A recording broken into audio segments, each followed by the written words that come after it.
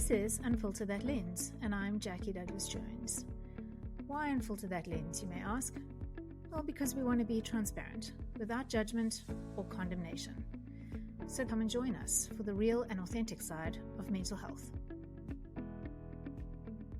Our guest in studio today is one Miss Lisa Theophilus. Welcome, Lisa. Hi, Jax. For those of you who don't know, Lisa is an interior designer here in Cape Town. She has over 20 years experience. She's also a long-time friend of moi, which is why I love her so much. Lisa has been featured on DSTV a couple of times. I'm just saying that because I wanted people to know that she's famous.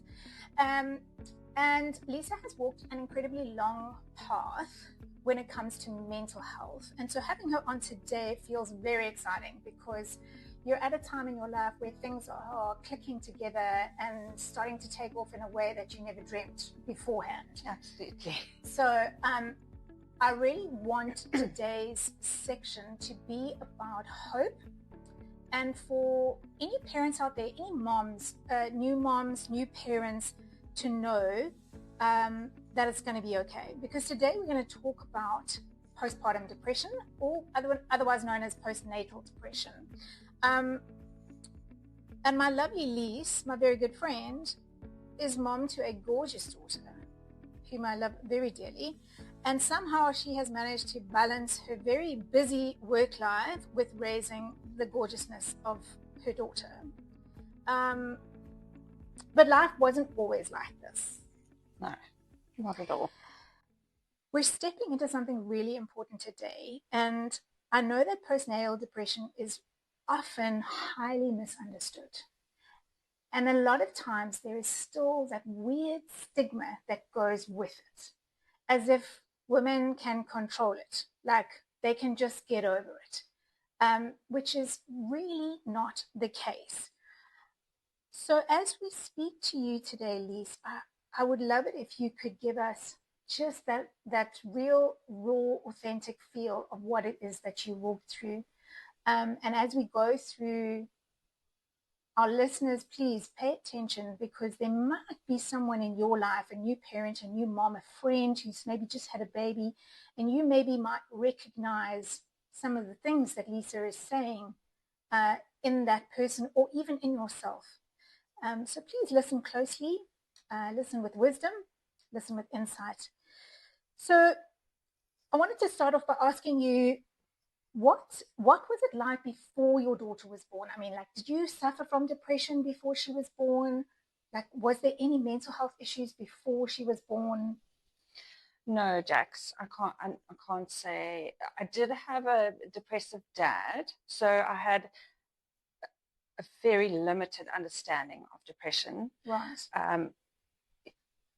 So I knew of depression, but I didn't struggle with depression before Mackenzie at all. I had a very limited understanding of depression before Mackenzie came in to the picture. So although you knew about depression and you had a dad who was dealing with depression, it never kind of affected you on the level of, oh, this is my personal story. No. And I actually remember feeling really angry with him and thinking to him, I think, just pull yourself together. Seriously, come on. There's nothing. What are you actually doing? Getting really frustrated with him. And I saw a friend for coffee, and she was like, but he has depression. You do understand that. He can't just do that. And I was so worked up, and she said, yeah, it's not. And then I was just, I was so frustrated with him and uneducated. And I think that's the key, is that like you touched on now, the stigma and the understanding of depression just isn't there. And if I think back to my journey before I fell pregnant, I was like a candidate, like a prime candidate for depression. Really? For me, I people should have almost been expecting it. They should be running around with the little red looking flags. for it. Red flags. Yeah, flag. Ooh, we've got a candidate here.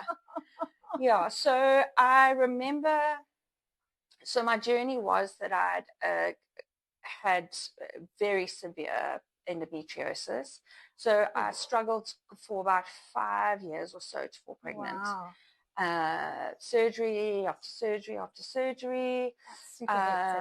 which is hectic and on invasive, your body and very invasive. Yeah. And the doctors were hopeful and they gave us a year to try naturally. And after a year, nothing happened. So then we did the IVF route, which emotionally is quite a tough thing to get to. There's a lot of, there's a lot going on, behind the scenes. Yeah. And people had warned me about how difficult the IVF was. For me, it was a walk in the park in terms of what I'd been through in the past. Yes. So IVF was successful, and we were thrilled, absolutely thrilled, and shocked, as most people are, to find out that we were going to have a baby. And then I just never stopped vomiting. And I vomited, and I vomited, and I vomited, and I vomited, and I vomited some more. Like, to the extent where I could hardly leave the house. Don't you hate it when people say, oh, but that's such a good sign. Yes, it means the baby is healthy. Totally, that's what I got all the time. Like, can I hit you in the face with a chair? It is amazing. I did lose a lot of weight during my pregnancy. So that in itself, I loved being pregnant. I didn't really struggle with much towards the end of my pregnancy. But that in itself was very difficult because I was very isolated because I was so sick. Yes. So some of the days I could hardly even leave my room. And I remember getting dressed to go out, like to see friends for dinner, and projectile and, all fully dressed. So, so then another red flag. Wow. and then we had, then I had to have a Caesar because of all of my previous surgeries. Yes. And then I had another little mishap where the bleeding never stopped. And it was so severe, it was like running down the leg severe when after Mackenzie was born. I vaguely remember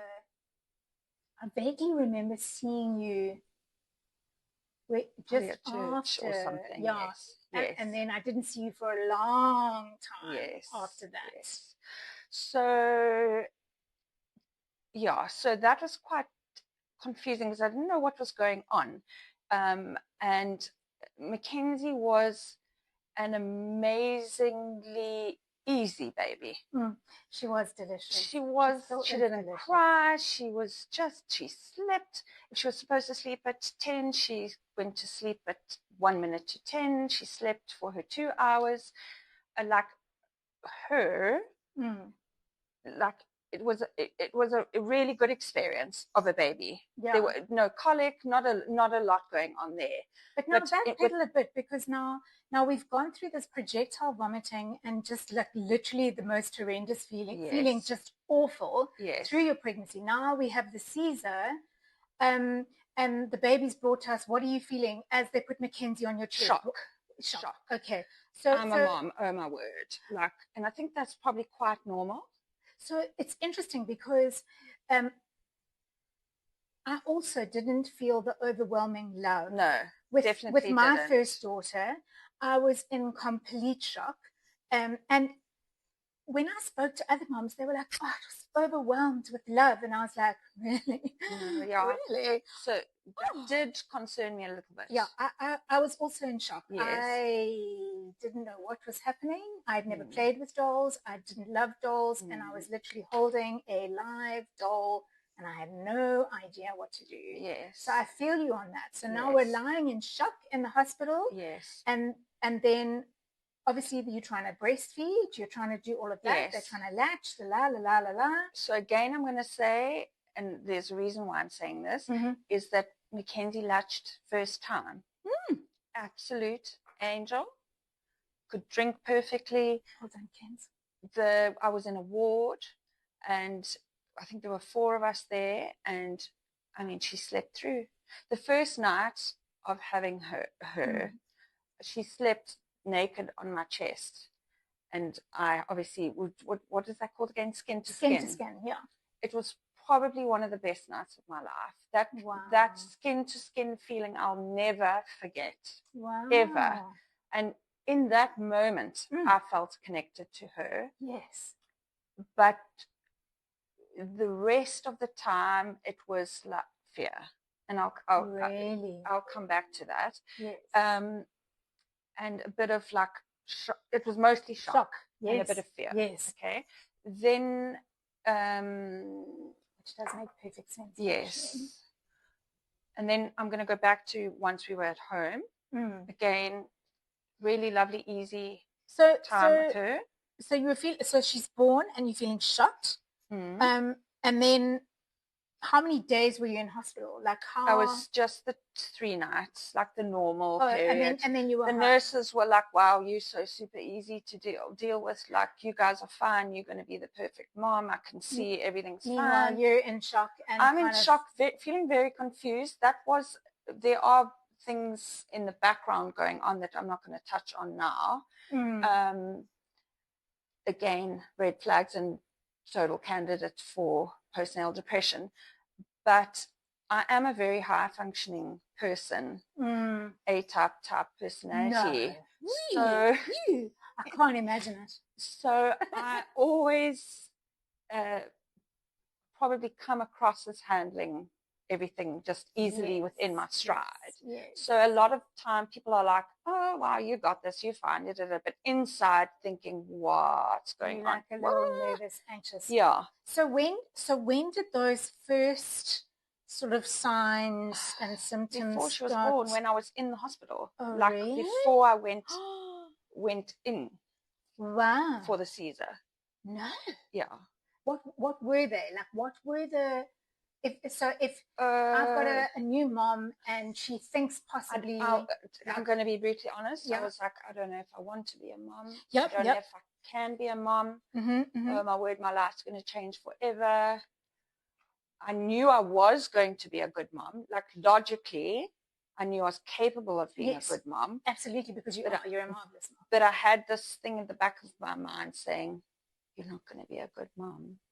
You're not going to be a good mom. And that was before Kenzie was born. Before, yes. Wow. My first memory of it is that morning before, probably, or maybe a week or so just before. I have no idea.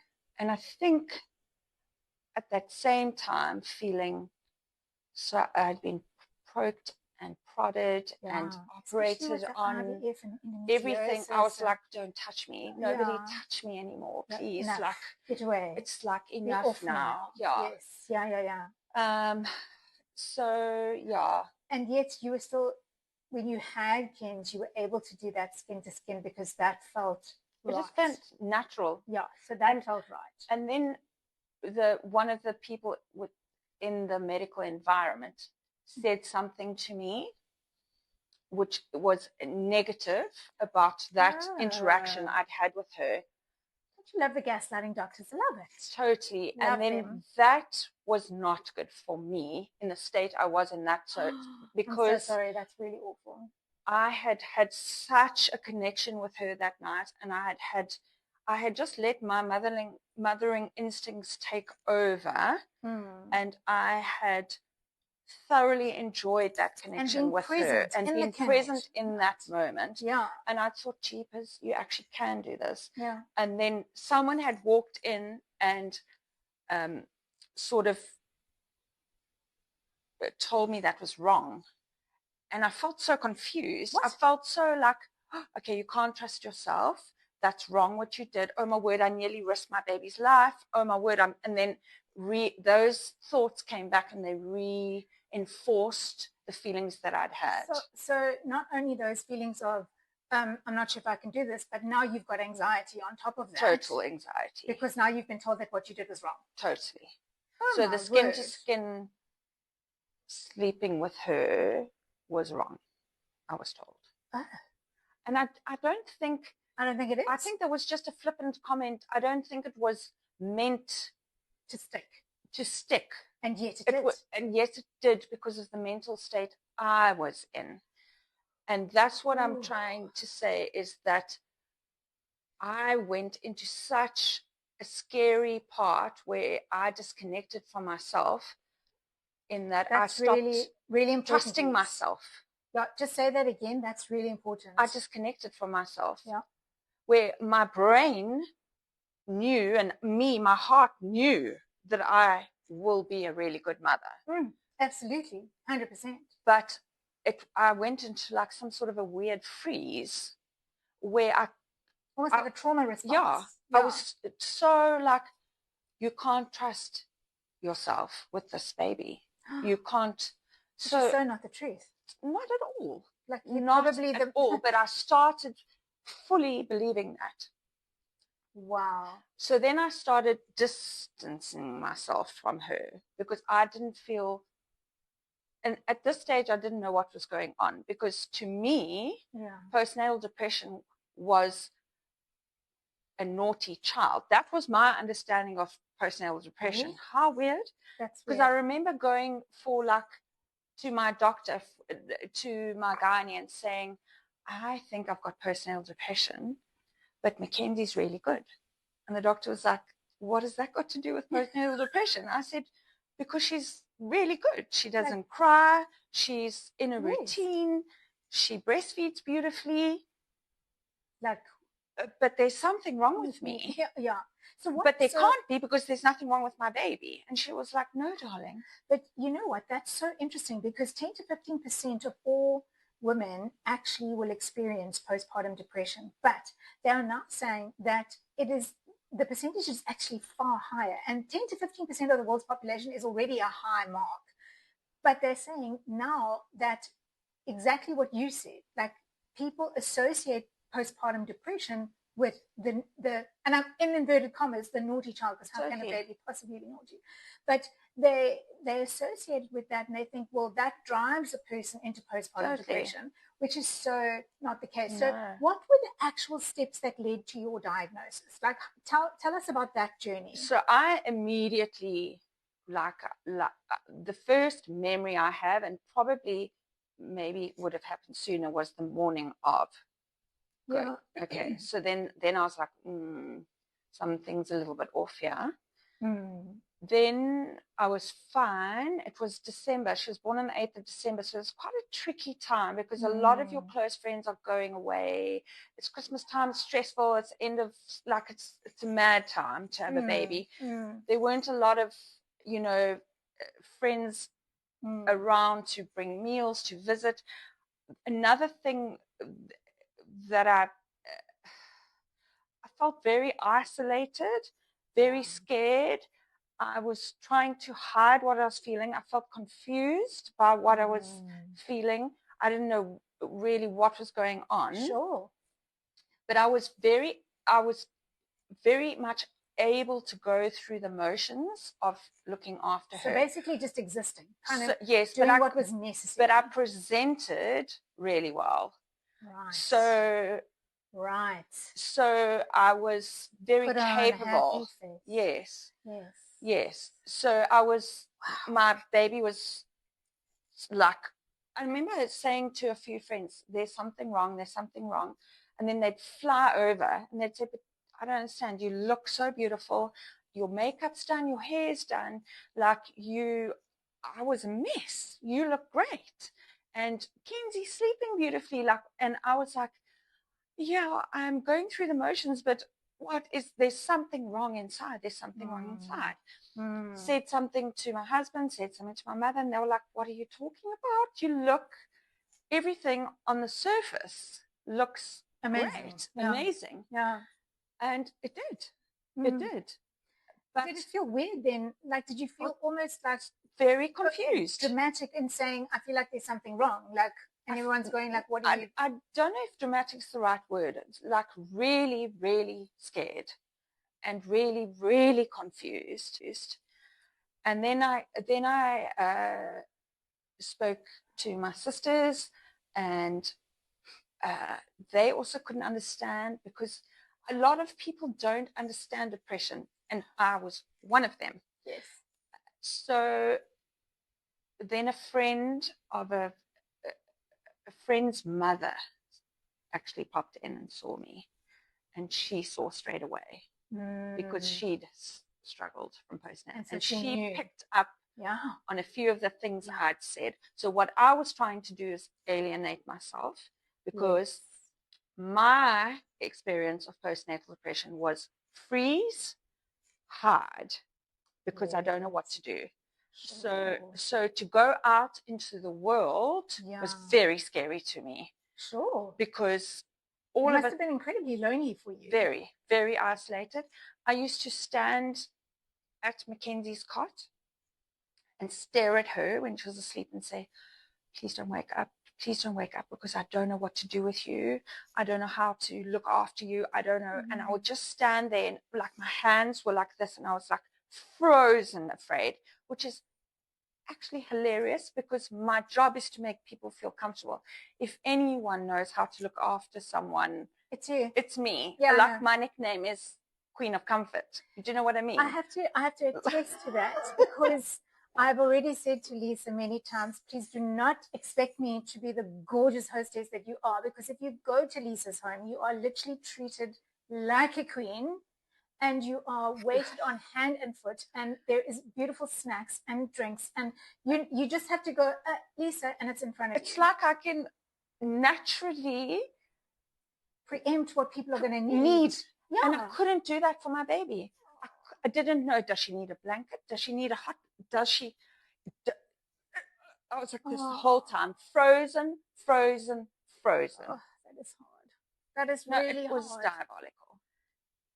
So now we're in the States. Then did you go to your gynae and say, like, there's a problem? You know, to be honest, another thing of this experience was it's blurred. It's okay. But my mom was living with my husband and I at that stage. And I tried, like I said, but they had no real full understanding. When they realized something was wrong is when the extractor light, the bulb blew in the extractor, and I sobbed and sobbed and sobbed and sobbed. And my husband at the time was watching TV, and my mom was reading a book in the guest room, and I took and Mackenzie was asleep. It was in the night. I'll never forget it. And I took the bulb and I said to her, oh my God, the extractor light, the bulb is blown. And she was like, oh yeah. She's like, and I said, but how am I going to get another one? So she said, well, you can get another one tomorrow when Plumstead Electrical opens. And I said, I can't. And she's like, why? I said, because then I'd have to put Mackenzie in the car, and how would I get the pram out the car, and how would I get the pram into Plumstead Electrical, and what if she's cold at Plumstead Electrical, or what? And I just sobbed, and I fell to my knees, and I sobbed, and I sobbed, and I sobbed, and my mom was like, David, something's wrong. And then they knew, and I knew. So that was. So what was the next step after that? Psychiatrist. So first psychiatrist. Yes. Okay, and then.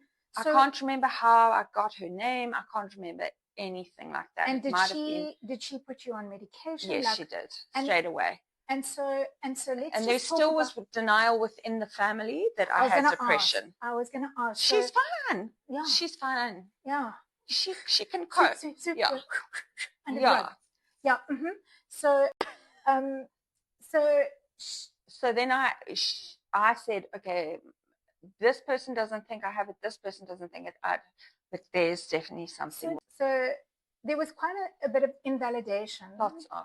And so then that must have left you feeling like, am I losing my mind? Totally. The psychiatrist says, yes, I do, but my family's going, no, I don't.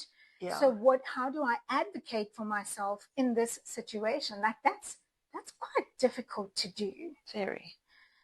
And but so again, abandoned myself. You went on meds, and then what happened? Like, did the meds start working? Did you have side effects? Like, what was lots the process? Of side effects. Right. And I think most people, once they've got to that stage, they're feeling so desperate. Yeah. And I think that's the really difficult part about postnatal depression. Yes. Is that you're fighting something that is so scary, but there's a human being relying on you all Yep. the time. Yep. That's the truth. All the time. Yeah. So you actually don't have time. Yeah. For a mental break. It's just you can't do it. Yeah. Like, please. Yeah. You know? So oh, sorry, just something's come to mind now. When she was 8 weeks old, I was bleeding very, very heavily again. So then I had to be operated on again. That's it. So then I remember newborn baby, and they were wheeling me in, and I was like, I need to get out of this operation. Can only be this, because I have to feed her. I have to feed her like at this time. And I remember my mom's friend going, but darling, I can give her formula. Like, yeah, but that was so massive for me. Yes. That I had lost like perspective. Yeah. Like now I'd be like, get the child formula. Yeah. Like honestly, it's not a big deal. Like rest. Yeah. Have your operation, get better. But in that, like within that, it was massive. So your brain almost plays tricks on you a little bit. Wow. And that again was making me feel, am I losing the plot? Yeah, but again, it's that trauma response. It's yes. that, you know, there's little red flags that people should have been running around with before. Yeah. You know, kind of going, let's watch her carefully. Yes. Yes. So I think it's, very scary, because you're surrounded by people that don't have an understanding of what you're going through. And are not validating your experience. They're not validating it. Yeah. So education, and that's why I'm sitting here today, because if anyone, like I can't understand why I went through that other than my experience to help other people. Yeah. Because if anyone goes through that now, I will literally run there. To be with them and just to try and validate and explain to them that this is real. This, you are not making this up. No, it's not all in your head. The scariest thing you've ever been through, and that's okay. And I'm here